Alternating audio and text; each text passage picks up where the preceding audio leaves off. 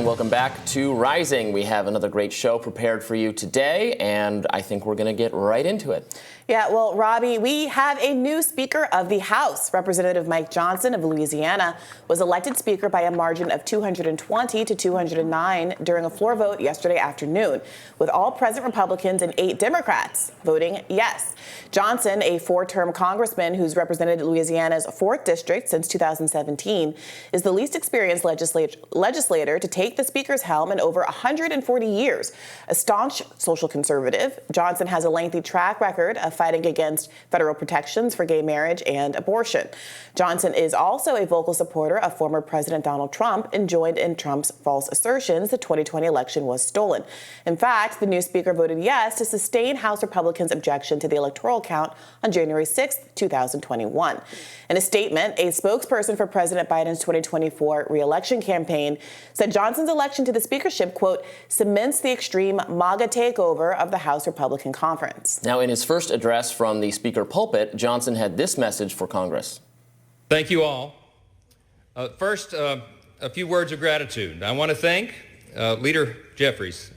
I do look forward to working with you on behalf of the American people. I know we see things from very different points of view, but I know that in your heart you love and care about this country and you want to do what's right. And so we're going to find common ground there, all right?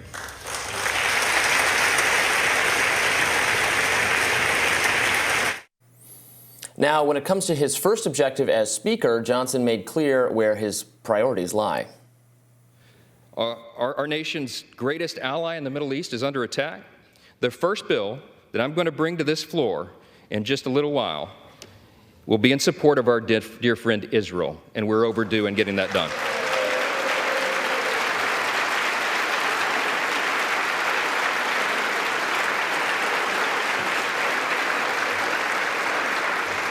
We're going to show not only Israel, but the entire world that the barbarism of Hamas that we have all seen play out on our television screens is wretched and wrong, and we are going to stand for the good in that conflict.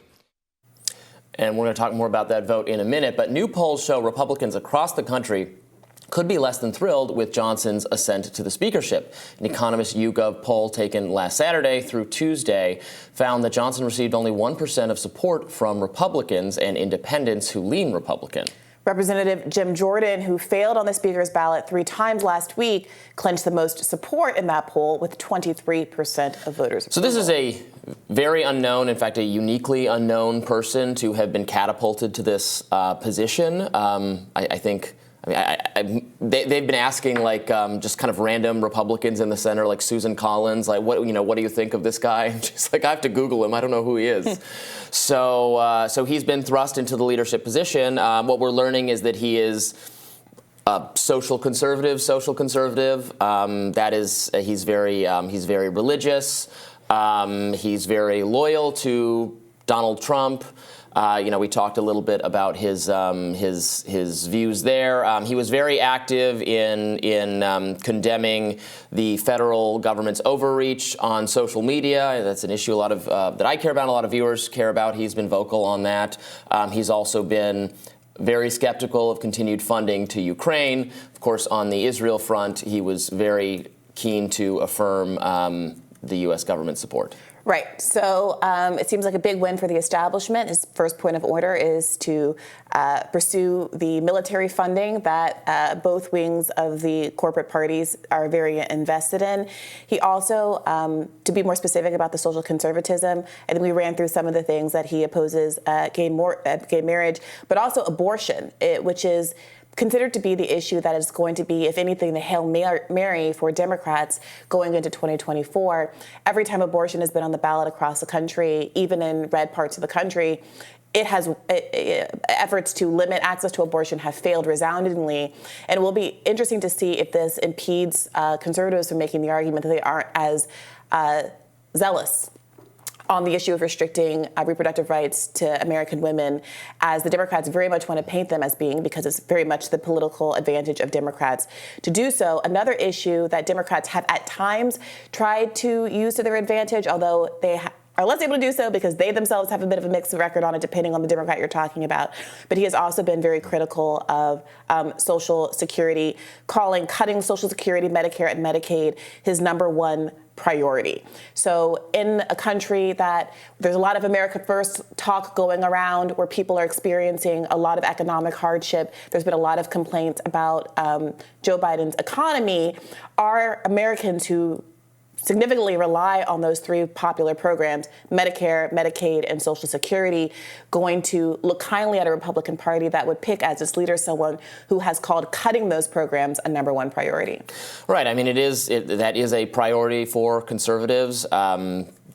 Conservatives have complained for years and years and years about the unsustainable, how much money we spend on those programs, and they're going to become insolvent at a certain point. And it's been a major conservative policy goal to rein in federal spending, and that's one of the biggest categories of spending we do. I would like to see them rein in that spending. Of course, I would also like to see them rein in military spending, which is always the kind of double standard on what Republicans want to do. But just to be clear, I agree that it's been a major Republican goal, just like growing the military budget has been a major Republican and Democratic goal. But the preferences of the American public are not in line with the priorities of the American establishment. And most Americans are not only reliant on those programs, but are very supportive of those programs and rate them more highly compared to almost any other government program. So historically, that's why Republicans have usually been pretty cagey about their efforts to cut Social Security, and I've had to cage it in the terms of, well, it's going to go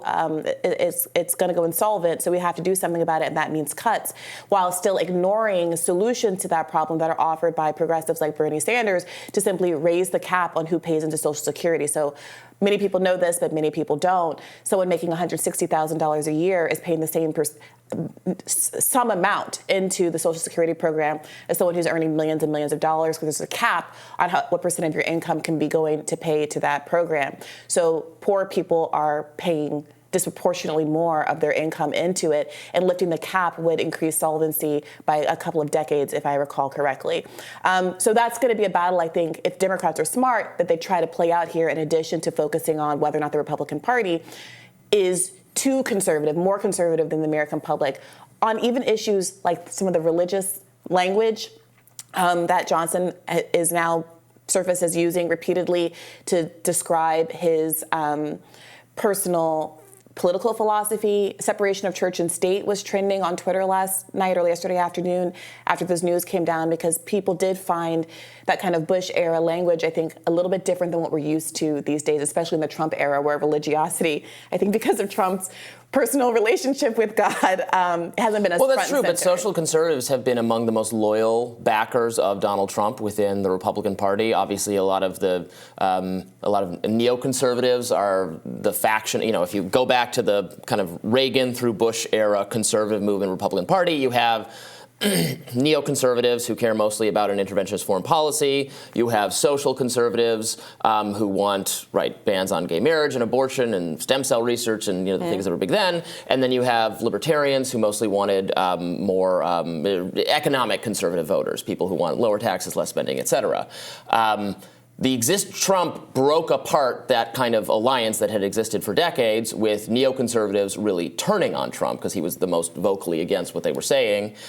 Social conservatives remaining incredibly loyal, almost without exception, to Trump. And then the kind of economic libertarian people like myself getting split and confused and not sure whether to get on board the Trump train or not, because liking some of the things he would say and do and very much disliking others.